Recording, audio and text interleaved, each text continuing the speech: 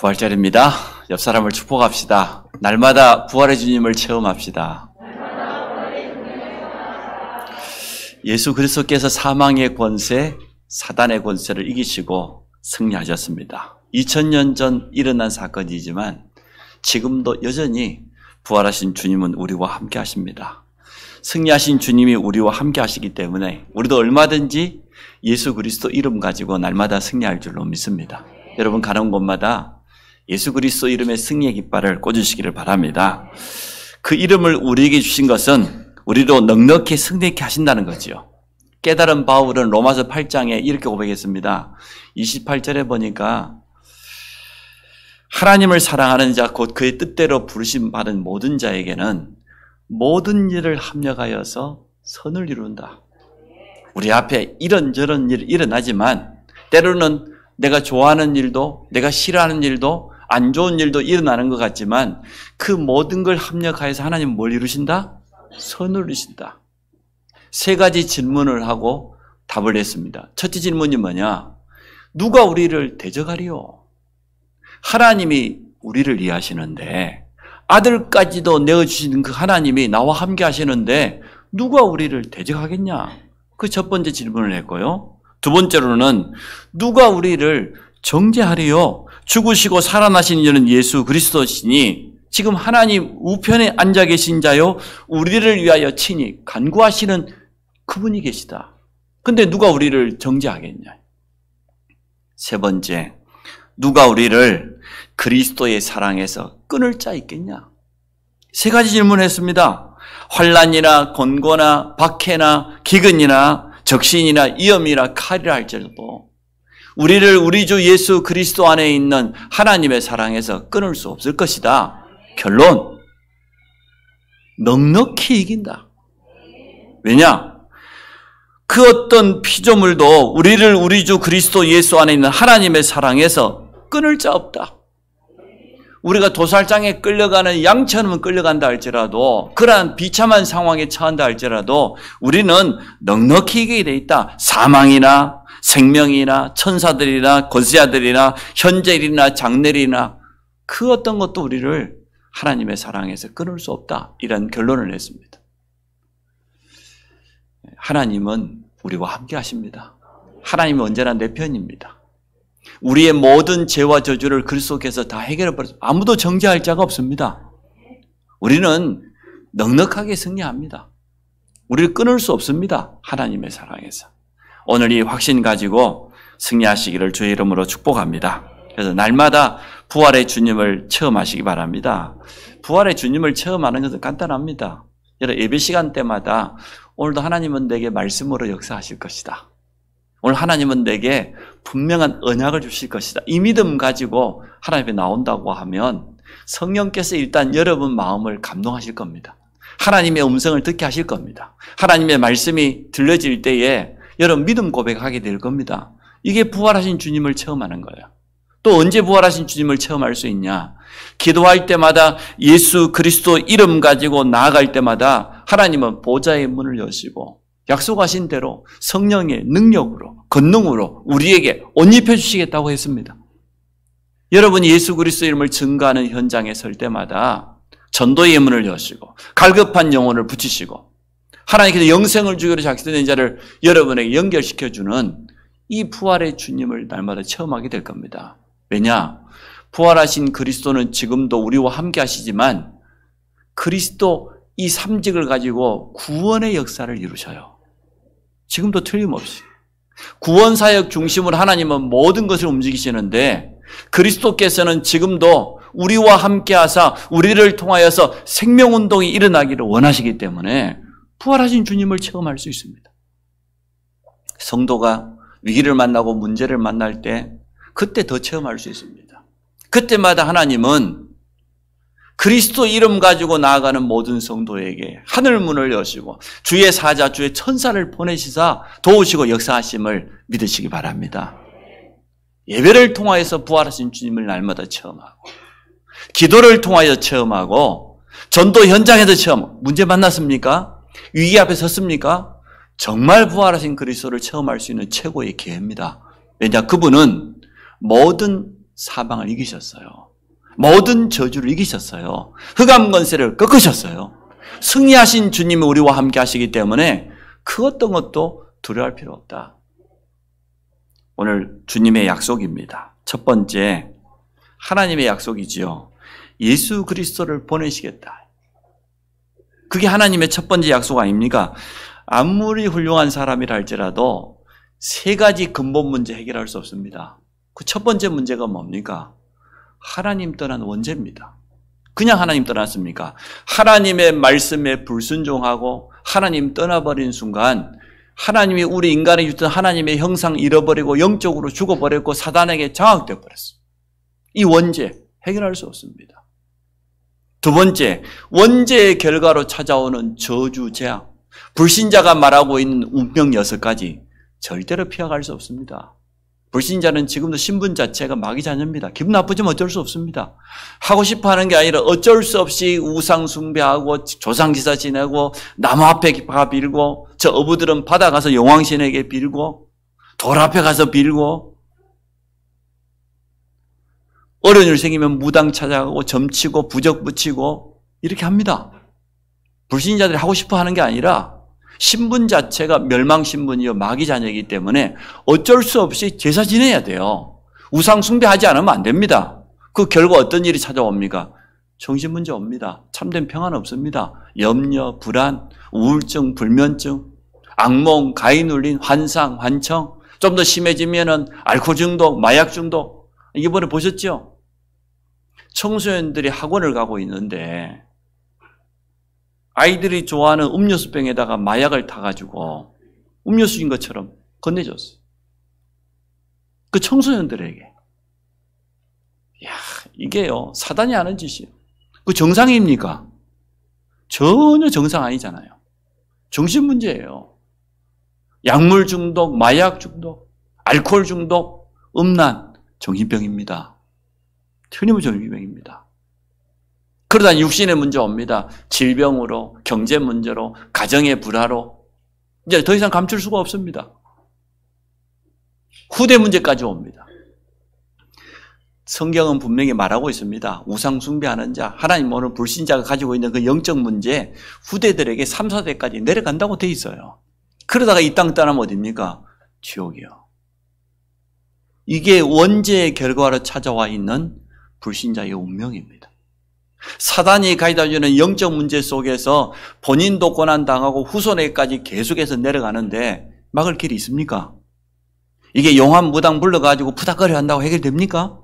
절에다 가서 이름 올려놓고 뭐 등불 달아놓으면 조상제사 잘 지내면은 비켜갈 수 있습니까? 절대로 해결할 수 없습니다. 세 가지 근본 문제. 하나님 떠난 원죄와 그 저주와 재앙과 지옥 권세, 사단 권세는 그 어떤 방법을 해결할 수 없습니다. 인간의 노력으로도 해결할 수 없습니다. 종교의 힘을 빌려도 절대로 해결할 수 없습니다. 이 문제를 해결하실 구원자를 보내주겠다. 이게 하나님의 첫 번째 약속이에요. 범죄한 아담과 하와에게 물어보지도 않냐시고 여자의 후손을 보내주겠다. 여자의 후손이 오면 뱀의 후손, 사단의 권세를 깨뜨릴 것이다. 그게 성경의 약속입니다. 구약 성경은 예언 아닙니까? 메시아를 보내주겠다는 거예요. 우리를 이 모든 죄와 저주, 사단에서도 완전하게 건질 수 있는 참된 구원자를 보내주시겠다는 게 하나님의 약속입니다. 우리가 해결할 수 없으니까. 그 비밀이 그리스도입니다. 구약은 히브리서이기 때문에 히브리어로 메시아고 신약은 헬라이기 때문에 그리스도 똑같은 단어예요. 우리가 영어 쓰고 한국어 쓰고 중국어 쓰는 것처럼 언어만 다를 뿐이지 똑같이 구원자라는 의미를 가지고 있는 기름 부음 받은 자 그리스도를 보내주겠다는 겁니다. 이게 하나님의 약속입니다. 왜 그렇습니까? 구약에 수많은 선지자 있잖아요. 성경 보십시오. 모세도 선지자요. 이사야도 선지자요. 예레미야, 엘리야, 엘리사 수많은 선지자가 왔지만 참된 구원의 길이 못 돼요. 그 많은 선지자들은 알려줄 뿐이에요. 하나님께로 돌아와라. 그 저주 재앙 받지 말고 돌이켜 돌아와라. 회개하라. 그 길을 알려줄 뿐이지 진짜 길은 아니에요. 참 선지자가 누구냐? 예수 그리스도만이 유일한 참 선지자입니다. 그 길이라는 거예요. 그렇게 선지자들이 외쳤던 그 길이 바로 나라는 거예요. 예수님 직접 말씀하셨잖아요. 제사장들이 앞에 서서 수많은 양을 잡았습니다. 피를 흘렸습니다. 중요한 행사는 소를 잡았습니다. 아무리 수많은 희생 제물을 드려도 또 드려야 돼요. 또 드려야 된다니까. 이게 원죄의 결과입니다. 죄 없는 그리스도께서 십자가에 피 흘리지 않고는 우리의 죄는 절대 해결할 수 없습니다. 영원히 해결해 버렸어. 완전히. 히브리서 9장 12절에 뭐라고 되어 있던가요? 염소의 피도 아니고 송아지의 피도 아니고 자기 피로 영원한 속죄를 이루셨다. 단번에 그리스도께서 성소에 들어가셨다. 우리에게 우리의 죄와 저주를 영원히 해결할 수 있는 참 세상이 찾아온 겁니다. 그게 구약에서부터 계속 예언되었다니까요. 그래서 구약에 보면 제사장들이 계속 피 흘리잖아요. 얼마나 뛰어난 왕이 있었습니까? 다윗 왕 대단했습니다. 솔로몬 왕 지혜가 뛰어나서 아무리 수많은 왕을 세워도 사단이 가져다 준 이 저주 막을 수 없다. 사단의 권세를 이길 수 없다. 그래서 참된 왕을 보내주겠다. 만왕의 왕 대신 그리스도를 보내주겠다. 이게 구약의 예언입니다. 이것을 선지자들이 계속 외쳤습니다. 그 주인공이 찾아오신 겁니다. 더 이상 필요 없어요. 창세기 3장 15절에 예언되었던 그 여자의 후손, 출애굽기 3장 18절에 예언되었던 그 희생제사의 주인공, 이사야서 7장 14절에 임마누엘 하시겠다고 약속하신 하나님께서 직접 사람의 몸을 입고 찾아오신 겁니다. 약속대로 그분은 십자가에 죄 없는 그분이 피 흘리셨어요. 죽으셨어요. 대속물 되셨어요. 예언한 대로 3일 만에 부활하셨습니다. 이게 오늘 부활절입니다. 유대인들이 안 믿는 게 당연해요. 유대인들이 원하는 메시아가는 완전 달렸으니까. 종교인들, 세상 사람들이 안 믿는 게 당연해요. 한 번도 이런 일이 일어나지 않았는데 죽은 자가 다시 살아났다고 하니까 누가 믿을 수 있겠습니까? 오늘 우리는 하나님의 은혜로 믿어졌습니다. 동정녀 탄생, 죽음과 부활, 아무도 믿을 수 없어요. 그러나 분명한 사실이에요. 성경만이 우리에게 증거하고 있고 하나님의 은혜 받은 자, 영생을 주기로 작정된 자는 이 사실이 믿어지는 겁니다. 이게 얼마나 큰 축복입니까? 여러분 일평생 부활의 증인 되시기 바랍니다. 하나님의 약속이 완벽하게 이루어지는 게 예수 그리스도의 죽음과 부활입니다. 지난 주간을 어떻게 보냈습니까? 지난 주간을 고난주간이라고 하는데 옛날에 우리 고난주간 그러면 일단은 굶었습니다. 주님의 고난에 동참해야 된다고 굶고 또 회개기도 참 많이 했습니다. 주님이 나를 위해서 이렇게 고난당하고 십자가 지셨는데 내가 주님 뜻대로 살지 못한 거 얼마나 회개하고 눈물을 흘리고 그게 고난주간이었습니다. 사실은 잘못 알고 있는 겁니다. 고난주간이기 때문에 우리도 고난당하게 됩니까? 그 주님은 지금 고난의 주가 아니고 부활하신 승리의 주님입니다. 여러분 심심하면 가까운 성당 한번 가보십시오. 성당 안에는 여전히 죽임당한 예수만 있습니다. 십자가 지신 예수, 십자가 달린 예수, 마리아의 품에 죽은 시체로 있는 예수밖에 없어요. 살아계신 그리스도 성당에 가면 없습니다. 왜 그럴까요? 이처럼 종교는 부활하신 그리스도만 쏙 빼버려요. 사단이 가장 두려워하는 것, 사단의 권세, 사망 권세를 이기시고 승리하신 그리스도만 쏙 빼버려요. 그것만 알지 못하도록. 아기 예수, 지금 예수님이 아기 예수입니까? 지금 예수님 십자가 달려 있어요? 죽어 있어요? 승리하신 그리스도는 온데간데 없고 다른 것만 가득 차. 이게 사단의 전략이에요. 지난 고난주간에 저는 잘 먹었습니다. 화요일날 저녁에 대구 동문전도학교 가서 또 부산 가서 잘 먹었습니다. 고난주간이지만 전혀 금식하지도 안 했고 회개도 안 했습니다. 감사했습니다. 회개할 게 뭐 있어? 그리스도께서 모든 문제를 다 끝낸 사실 나는 믿는데 그 주님은 고난의 주님이 아니고 지금 승리하신 주님인데, 나와 함께 하시는 주님인데, 고난 주간에 여러분 더 잘 잡수시기 바라요. 잘 먹어야 기도도 잘 나오지. 뭐 그렇게 막 회개 많이 할 것 없어요. 여러분 실수가 생각나거든 한 번 회개하면 끝이지 또 회개하고 또 회개하고. 그 전부 사단이 속이는 거예요. 무슨 회개를 일평생 동안 합니까? 주님이 다 끝냈다. 요한복음 19장 30절에 뭐라고 주님이 다 이루었다. 그러면 그 주님이 다 이루신 것을 여러분 부정하는 거잖아요. 안 믿는 거잖아요. 그 불신앙이에요. 늘 회개하는 그거 철저한 불신앙입니다. 그리스도께서 다 끝냈다고 했는데 믿으면 돼요. 찬송가 안 불러봤어요. 울어본다고 돼요? 운다고 됩니까? 굶는다고 됩니까? 참는다고 됩니까? 애써도 돼요? 마지막 4절에 뭐예요? 믿으면 된다 그랬잖아요. 믿음으로 승리하시기 바랍니다. 두 번째, 십자가와 부활 사건. 십자가가 주는 의미가 있습니다. 이게 하나님의 사랑과 하나님의 공의예요. 자, 이건 무슨 말이냐 그러면 출애굽기 2장 17절에 선악과를 놓고 아담과 하나님이 계약을 맺었습니다. 동산 모든 나무의 열매는 내가 먹을 수 있으나 동산 중앙에 있는 선악과 먹지 말라. 먹는 날에는 정령 죽으리라. 반드시 죽으리라. 이게 하나님과 우리 인간의 계약이고 이 계약은 반드시 이루어져요. 이루어져야 돼요. 이게 하나님의 공의입니다. 그래서 창세기 3장에 뱀 속에 들어간 사단의 유혹에 넘어가서 먹어버렸어요. 하와가 먹고 남편인 아담도 먹어버렸어요. 그 약속대로 계약대로 정령 죽었어요. 원죄로 말미암아 하나님의 형상 잃어버리고 영이 죽어버렸어요. 영이 사단에게 장악되어 버렸어요. 그러니까 불신자가 하나님 모르는 게 당연합니다. 영이 죽어 있는데 영이 사단에게 장악되는데 어떻게 영적인 사실을 알겠습니까? 성령의 도우심이 아니고는 결코 하나님 알 수 없습니다. 복음 깨달을 수 없습니다. 예수가 그리스도라는 이 복음은 성령께서 우리에게 감동을 주셔야만, 하나님 우리에게 은혜를 주셔야만 깨달을 수 있는 거예요. 정령 죽었어요.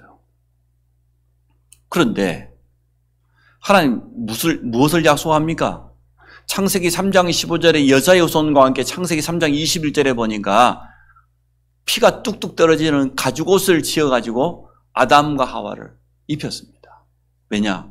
그 가죽옷은 뭘 의미합니까? 벌거벗었기 때문에 옷을 입혔다 그 말도 맞지만 이 가죽을 가지고 있는 짐승이 대신 피를 흘린 겁니다. 피 흘리지 않고는 죄 용서함이 없어요. 히브리서 9장 22절에 모든 사람이 죄를 범하여 하나님을 떠났고 죄의 삭은 사망인데 피 흘리지 않고는 절대 죄 용서 못 받거든요. 그 구약의 모든 예배는 피 예배입니다. 양을 잡아서 피 흘리지 않고는 죄 용서 받을 수 없으니까. 근데 이제는 세상 죄를 지고 가는 하나님의 어린 양이 이 땅에 찾아오신 겁니다. 죄 없는 여자의 후손으로 오신 그리스도께서 십자가에서 피 흘려야만 돼요. 하나님의 법대로 피 흘려야 죄 용서 받거든요. 하나님은 우리를 구원하시지만 무조건 구원하지 않습니다. 그리스도의 십자가의 피가 아니고는 절대로 구원받을 수 없습니다. 죄인은 하나님 만나는 순간 죽습니다. 죄인은 그리스도의 피로 옷 입고 하나님 앞에 나가야 돼요. 십자가를 의지하지 않고는 절대로 하나님 앞에 설 수 없어요. 그래서 죄 없는 예수님이 십자가에 피 흘린 거예요. 하나님의 법이 이루어졌지요? 하나님의 공의가 성취되었어요. 하나님은 사랑의 하나님이기 때문에 독생자까지 아낌없이 우리를 주셨어요. 요한복음 3장 16절에 하나님이 세상을 어떻게 사랑했냐? 이처럼 사랑했다. 어떻게? 독생자를 주시기까지 사랑했다. 누구든지 저를 믿는 자는 멸망치 않고 영생을 얻게 하시려고. 로마서 5장 8절에 보니까 우리가 아직 죄인 되었을 때 하나님 떠나 있은 그때에 그리스도께서 십자가에 죽으심으로 하나님이 우리에 대한 자기의 사랑을 확증하셨느니라. 십자가는 하나님의 사랑, 하나님의 공의를 다 완벽하게 이루는 거예요. 십자가와 부활을 통하여서 하나님의 말씀대로 계약대로 다 이루어지잖아요. 정령 죽었는데 피 흘리지 않고는 절대로 구원받을 수 없는데 죄 없는 예수님이 정령 죽으셨고 부활하심으로 하나님의 약속이 완벽하게 이루어진 겁니다. 부활 사건 구약에 예언되었죠. 주님 말씀했습니다. 제자들에게. 저 바리새인들에게도 뭐라고 제사장들 앞에 성전을 허물어라. 내가 3일 만에 다시 세우리라. 무슨 말인지 몰랐어요. 아니 46년 동안 지금 헤로드 왕이 악한 동기를 가지고 짓고 있는 성전을 3일 만에 다시 세운다고? 비웃었습니다. 무슨 말입니까? 성전의 주인이 누굽니까? 그리스도. 주님이 죽으셨다가 3일 만에 부활할 것이라는 것을 예언했는데 못 알아들어요. 예화는 구원받지 못할 자는 주님이 말씀하신 예화 전혀 못 알아들었습니다. 어리석지요. 제자들에게 분명히 말했습니다. 내가 3일 만에 다시 부활할 것이다. 살아날 것이다. 그런데도 베드로 보십시오. 주님 막 잡혀가는데 막 저 멀리 따라가잖아요. 눈치 봐가면서. 끝까지 주님 모른다고 부인하고. 부활 당시에도 수많은 목격자가 현장에 있었습니다. 시체에다가 바르는 향유를 준비해가지고 여인들이 찾아갔습니다. 가보니까 가면서 걱정합니다. 그 무덤이 동굴인데 동굴 문을 커다란 바위로 막아놨는데 누가 그 바위를 굴려주지? 우리를 위해서 누가 무덤 문을 열어줄까? 가봤더니 돌이 굴러져 버렸어요. 무덤 문이 열려 있어요. 지키고 있던 군사들 다 도망가 버렸어요. 들어가 보니까 흰옷 입은 천사만 있고 주님의 시체는 없습니다. 천사들이 뭐라고 합니까? 너희들에게 말한 대로 약속한 대로 살아나셨느니라. 너희들 다시 만나겠다고 했지 않냐? 갈릴리 바다에서. 여인들이 항유를 버리고 뛰어오면서 뭐라고 했습니까? 우리 주님이 부활하셨다. 제자들에게 말합니다. 제자들이 한 자리에 모여있는데 뛰어가서 말하면 약속대로 부활하셨다. 그런데 제자들 안 믿어. 오늘 본문 보세요. 16절 11 제자가 갈릴리에 가서 예수께 지시하신 산에 이르러. 이제는 가룟 유다는 배신하고 자살했으니까 11 제자 맞죠? 17절에 예수를 배엎고 경배하나 아직도 의심하는 사람들이 있더라. 죽었다가 살아난 게 아니겠지. 제자들조차 안 믿었어요. 도마는 뭐라고 합니까? 여인들이 뛰어와서 말할 때 그 자리에 도마는 없었어요. 나중에 여인들이 말하니까 믿을 수 없다. 말도 안 되는 소리를 내가 보지 않았는데 내가 그 주님 옆구리 찬 자국 난 거기에 손가락 한번 찔러보고 못 박혔던 그 손 내가 만져보고 그래야 내가 믿지. 절대 그 말 끝나기도 전에 주님 찾아오셨습니다. 의심 많은 도마에게 이리 와라. 네 손 내밀어라. 아나 창자국 만져봐라. 내 못자국 만져봐라. 너는 보고 만진 거로 믿느냐? 보지 않고 믿는 자가 복이다 그랬어요. 여러분 부활하신 주님을 봤습니까? 안 봤는데 믿습니까? 안 믿습니까? 우리가 더 복받은 자요. 여러분 축복합시다. 당신이 복받은 사람입니다. 아니 어떻게 부활하신 주님이 여러분 믿어집니까? 글쎄. 전에 말씀드렸죠. 제가 캐나다의 모든 기독교 목사님들을 대표하는 총회장이 부활절을 앞두고 솔직히 고백했다니까. 나는 예수 부활이 믿어지지 않는다. 목사 중에서도 총회장이. 그 사람은 구원 못 받았어요. 예수 그리스도의 십자가의 죽으심과 부활이 믿어지지 않는 사람은 구원받지 못한 사람입니다. 여러분 부활이 믿어졌다? 구원받은 하나님 백성 맞아요. 그 우리가 복받은 자 맞잖아요. 오늘 그런 날이에요. 우리의 믿음을 확인하는 날이고 우리의 믿음을 고백하는 날 되시기를 바랍니다. 사실적으로 믿어지는 순간 그때부터 두려움 없습니다. 초대교회 보십시오. 금종령 내렸습니다. 사회적인 활동, 경제적인 활동 다 박탈당했습니다. 유대교로부터 가족들로부터 쫓겨났습니다. 모든 거 다 빼앗겼습니다. 초대교회 두려워했습니까? 아닙니다. 사도행전 3장 보십시오. 성전 미문에 있는 안진병에게 예수 이름 말하지 말라고 했는데 나사렛 예수 이름으로 일어나 걸어라 그랬잖아요. 사도행전 4장 12절에 종교재판 앞에서 베드로가 뭐라고 고백합니까? 다른 이로서는 구원받을 수 없다. 천하 인간에게 구원을 주실 만한 이름은 오직 예수밖에 없다. 당당하게 선포했습니다. 죽어도 좋다는 겁니다. 실제로 스데반은 사도행전 7장에 보니까 돌에 맞아 순교하면서까지 예수가 그리스도요. 그분은 부활하셨고 지금 나와 함께 하신다고 증인되었습니다. 여러분 증인되시기 바랍니다. 사도행전 12장 보세요. 야고보 사도가 순교당했어요. 순교당하면서까지 초대교회는 전혀 두려워하지 않고 예수 그리스도의 부활을 증거했습니다. 여러분 증인되시기 바라요. 다른 거 말할 필요 없습니다. 지금도 깨닫지 못한 유대인들은 여러 가지로 변명합니다. 유대인들은 그리스도가 필요치 않아요. 틀린 메시아관을 가지고 있어요. 어떤 메시아관입니까? 우리 유대 민족을 모든 억압하는 열방으로부터 강대국으로부터 구출해줄, 건져줄 영웅적인 메시아를 원했어요. 슈퍼스타와 같은 우리의 모든 고난을 끝내줄 그러한 영웅이 오실 거 이렇게 되어 있어요. 또 그들은 어떠한 생각을 가지고 율법으로 율법 준수로 구원받을 수 있다. 이런 생각. 나중에는 어떻게 됐습니까? 하나님은 여호와는 우리 유대 민족만의 하나님이지 타 민족은 하나님 알 필요 없어. 우리만 구원받아야 돼.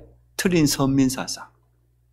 이것 때문에 이스라엘의 역사는 계속 고난, 노예로, 포로로, 전쟁으로, 600만 할사관으로 지금도 못 깨닫고 있어요.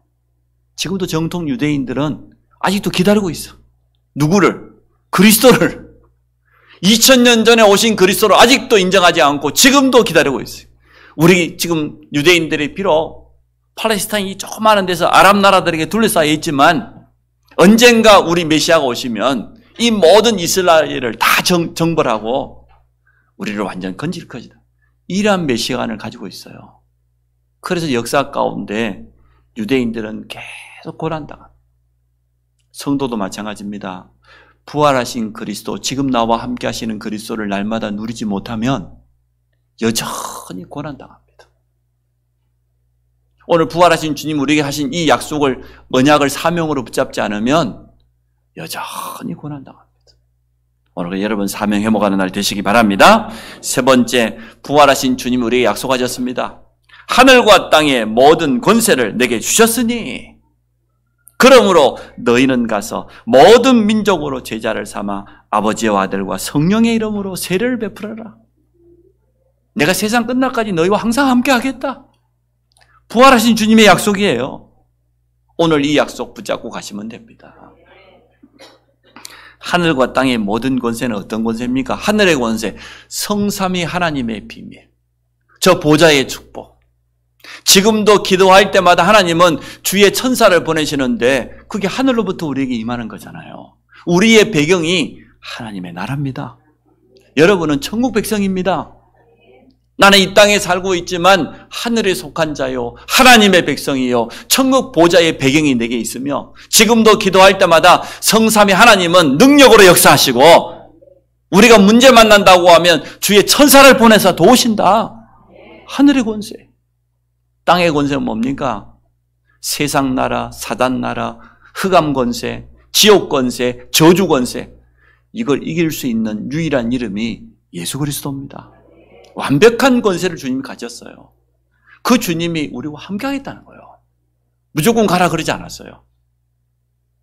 오직 성령이 너에게 임하시면 권능을 받고 그래야 예루살렘, 사마리아 땅끝까지 내 증인 될 것 아니냐.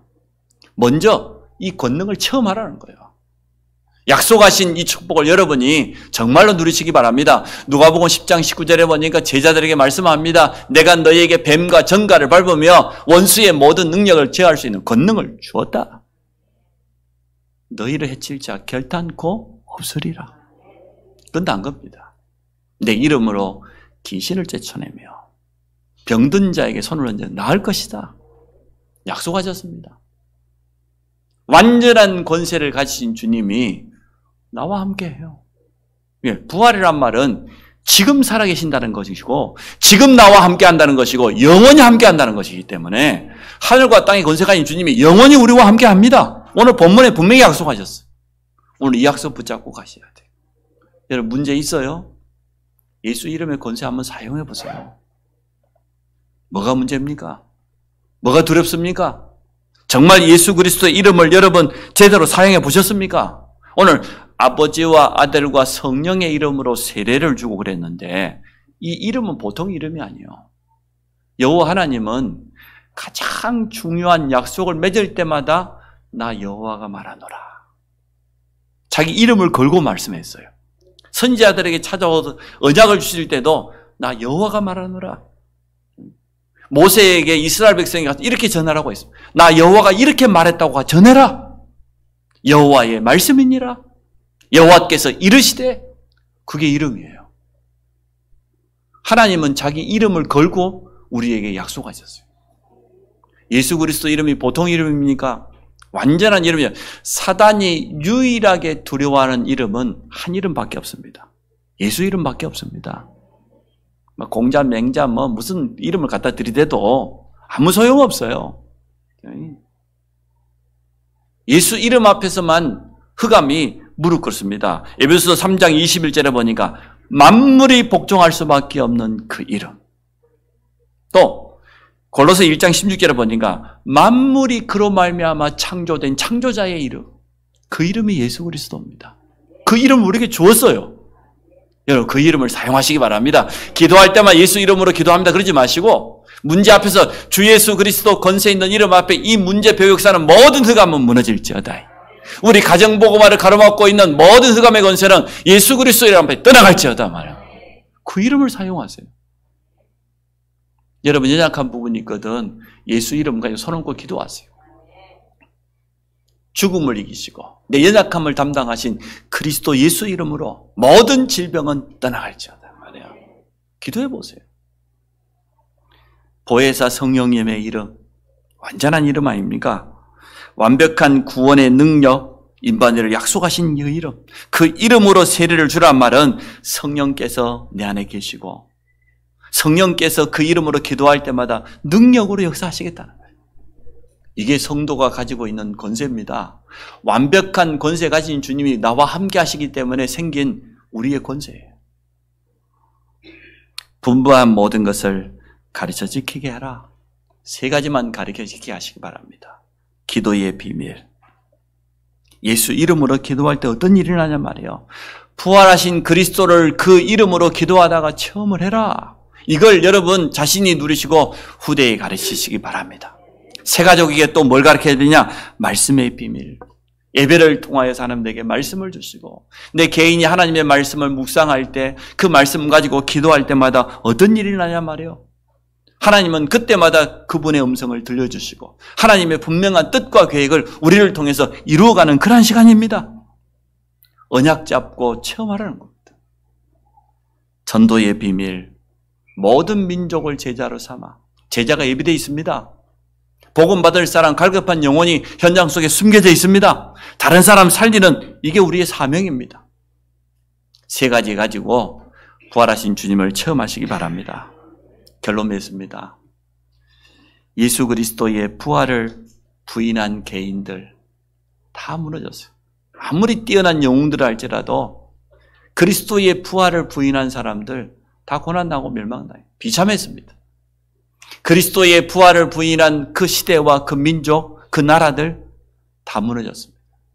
그러나 핍박 속에서도 그 어떤 위기 속에서도 부활하신 그리스도를 증거하고 그 이름을 높인 자들, 하나님은 소중하게 그 삶을 사용하셨습니다. 정말 하나님께 영광 돌리고 많은 생명을 살리는 전도자로 쓰임받았습니다. 우리는 어떤 인생을 살아야 되겠습니까? 우리 가정이 어떤 가정이 되어야 되겠습니까? 내 남은 인생을 부활하신 그리스도만 증거하기를 원한다. 바울은 고백했지 않습니까? 나는 지난해 헛된 자랑했다. 가문 자랑하고 학벌 자랑하고 내 배경 자랑했는데 그리스도를 알고 보니까 그게 전부 배설물이다. 예수 그리스도를 아는 지식이 최고의 지식이다. 나는 위에서 부르신 표대를 향하여 그 부르신 부름의 상을 달려간다. 내 남은 인생은 오직 그리스도와 십자가만 자랑하겠다. 그러잖아요. 그리스도의 십자가, 그리스도의 부활만 증거하겠다. 그게 사도 바울의 결단입니다. 우리 모든 성도들의 결단 되시기 바랍니다. 부활하신 주님을 찬양합니다. 날마다 부활의 주님을 체험케 하여 주시고 부활의 주님을 증거하는 증인의 삶을 살아가는 우리 모든 성도들이 되도록 축복하여 주옵소서. 오늘 부활절 예배를 통하여서 모든 성도들이 이 언약 붙잡고 새롭게 시작하는 은혜를 허락하여 주옵소서. 예수 그리스도 이름으로 기도합니다.